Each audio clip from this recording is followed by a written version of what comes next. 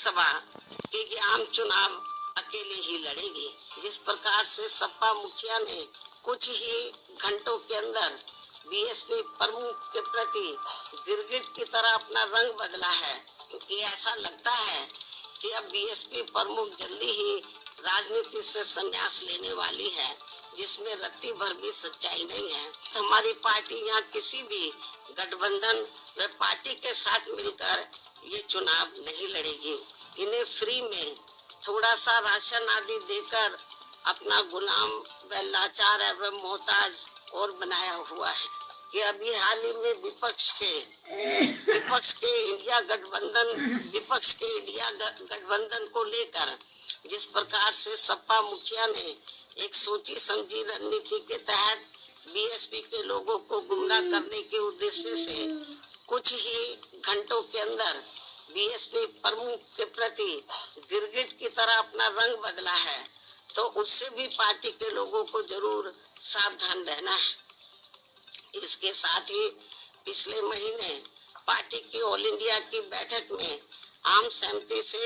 श्री आकाश आनंद को मैंने अपना एकमात्र उत्तराधिकारी घोषित किया था। तो उसके बाद से बीच में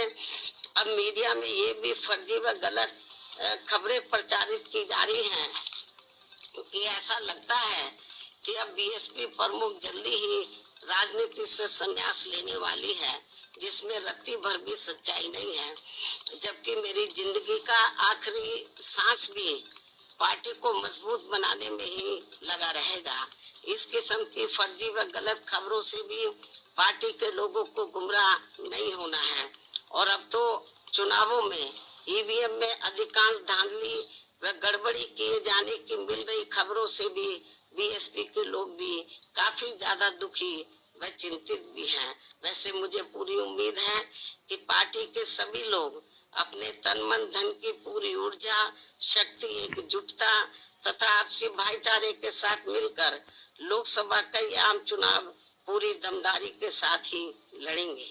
और केंद्र की सत्ता में अपनी प्रभावी भागीदारी भी सुनिश्चित करेंगे। इसके साथ ही इस चुनाव को लेकर जहां मैं ये बात भी फिर से स्पष्ट कर देना चाहती हूँ कि हमारी पार्टी देश में जल्दी ही घोषित होने वाले लोकसभा के ये आम चुनाव यहाँ गरीबों एवं उपेक्षित वर्गों में से विशेषकर दलितों, आदिवासियों, अति पिछड़े वर्गों, मुस्लिम व अन्य धार्मिक अल्पसंख्यक समाज के लोगों के बलबूते पर ही पूरी तैयारी व दमदारी के साथ अकेले ही लड़ेगी। और इन्हीं के बलबूते पर ही हमने सन 2007 में यहाँ आबादी के हिसाब से देश के सबसे बड़े प्रदेश उत्तर प्रदेश में अकेले ही चुनाव लड़कर फिर अपनी पार्टी की पूर्ण बहुमत की सरकार भी बनाई थी। इसलिए अपने इस अनुभव को भी खास ध्यान में रखकर हमारी पार्टी लोकसभा के आम चुनाव अकेले ही लड़ेगी तथा देश की जातिवादी, पूंजीवादी, संकीर्ण व सांप्रदायिक सोच रखने वाली सभी विरोधी पार्टियों से अपनी दूरी बना के रखेगी। अर्थात हमारी पार्टी यहाँ किसी भी गठबंधन व पार्टी के साथ मिलकर ये चुनाव नहीं लड़ेगी। इसके साथ ही यदि ये चुनाव सन 2007 में यूपी विधानसभा के हुए आम चुनाव की तरह फ्री एंड फेयर होता है, जिसमें उस समय ईवीएम में कोई भी धांधली व गड़बड़ी आदि नहीं की गई थी,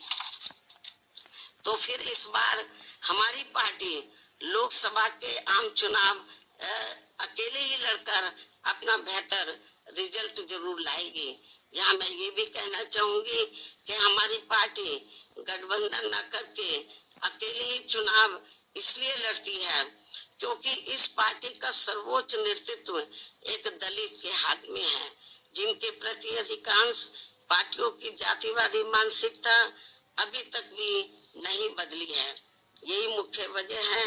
कि गठबंधन करके चुनाव लड़ने में बीएसपी का वोट तो गठबंधन से जुड़ी पार्टी को पूरा चला जाता है,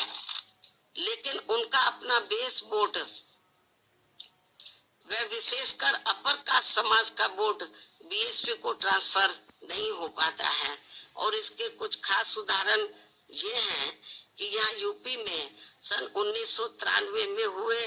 विधानसभा के आम चुनाव सपा से गठबंधन करके लड़ने से बीएसपी की केवल 67 सीटें ही जीत कर आई थी, जबकि सपा को इसका ज्यादा लाभ पहुंचा था। उसके बाद सन 1996 में बीएसपी ने यूपी में हुए विधानसभा का आम चुनाव कांग्रेस पार्टी से गठबंधन करके लड़ा था, जिसमें पार्टी की केवल 67 सीटें ही जीत कर आई थी और इस चुनाव में भी कांग्रेस पार्टी को ही ज्यादा फायदा हुआ था। तो तब फिर बीएसपी ने यहाँ सन 2002 में विधानसभा के हुए आम चुनाव अकेले ही लड़ा था, जिसमें पार्टी की पहली बार यहाँ 67 से बढ़कर लगभग 100 सीटें जीत कर आई थी, जिसमें 2 हमारे विधायक सिंबल ना मिलने की वजह से समय से इंडिपेंडेंट जीत कर आए थे। उसके बाद सन 2007 में यूपी में विधानसभा के हुए आम चुनाव में बीएसपी ने फिर से अकेले चुनाव लड़कर यहाँ अपनी पूर्ण बहुमत की सरकार भी बना ली थी, जबकि उस समय ये चुनाव ईवीएम से ही हुआ था, जिसमें शुरू में कोई धांधली व बेईमानी आदि नहीं हो पाई थी। साथ ही गठबंधन को लेकर पार्टी का ये भी मानना है कि इस मामले में अभी तक का अधिकांश अनुभव यही रहा है कि गठबंधन करके चुनाव लड़ने से हमारी पार्टी को फायदा कम व नुकसान ज्यादा होता है तथा इससे पार्टी का वोट प्रतिशत भी कम हो जाता है और फिर बीएसपी से गठबंधन करने वाली पार्टी को पूरा फायदा पहुंच जाता है। यही मुख्य वजह है कि देश में अधिकांश पार्टियां बीएसपी से गठबंधन करके चुनाव लड़ना चाहती हैं, जबकि हमें बीएसपी के हित को भी देखना बहुत जरूरी है, जिसे मद्देनजर रखते हुए अब बीएसपी के लिए पार्टी व मूवमेंट के हित में अकेले ही चुनाव लड़ना ज्यादा बेहतर होगा। लेकिन अब किसी भी चुनाव के बाद हमारी पार्टी खासकर कमजोर एवं उपेक्षित वर्गों के हितों में केंद्र व राज्यों की सही बनी सरकारों में व उनकी जरूरत को ध्यान में रखकर अपनी उचित भागीदारी के आधार पर शामिल भी हो सकती है। लेकिन चुनाव मिलकर नहीं लड़ेगी, चुनाव के बाद का मैं आपको बता रही हूँ, क्योंकि ऐसे में अब पूर्व की तरह पार्टी बाहर से फ्री में समर्थन देने वाली नहीं। हमने यूपी में अपनी पार्टी के नेतृत्व में 4 बार रही सरकार के दौरान यहाँ सर्वजन हिताय व सर्वजन सुखाय के लिए और उसमें भी खासकर दलितों, आदिवासियों, अति पिछड़े वर्गों, मुस्लिम व अन्य धार्मिक अल्पसंख्यकों के साथ साथ गरीबों, मजदूरों, बेरोजगारों, छात्रों, युवाओं, महिलाओं, व्यापारियों,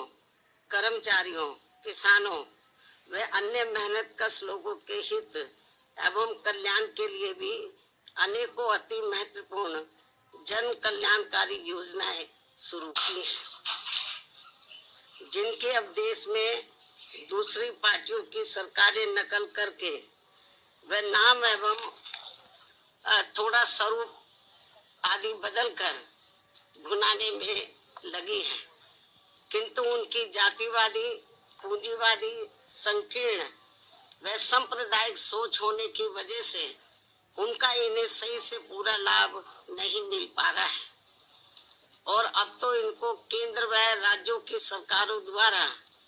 गरीबी, बेरोजगारी व महंगाई आदि से मुक्ति दिलाने की बजाय तथा रोटी रोजी व रोजगार के भी साधन उपलब्ध कराने की गारंटी देने की बजाय इन्हें फ्री में थोड़ा सा राशन आदि देकर अपना गुलाम व लाचार एवं मोहताज और बनाया हुआ है। जबकि हमने यहाँ यूपी में अपनी पार्टी के नेतृत्व में 4 बार रही सरकार के दौरान इन लोगों को वर्तमान सरकारों की तरह अपना गुलाम व लाचार एवं मोहताज न बनाकर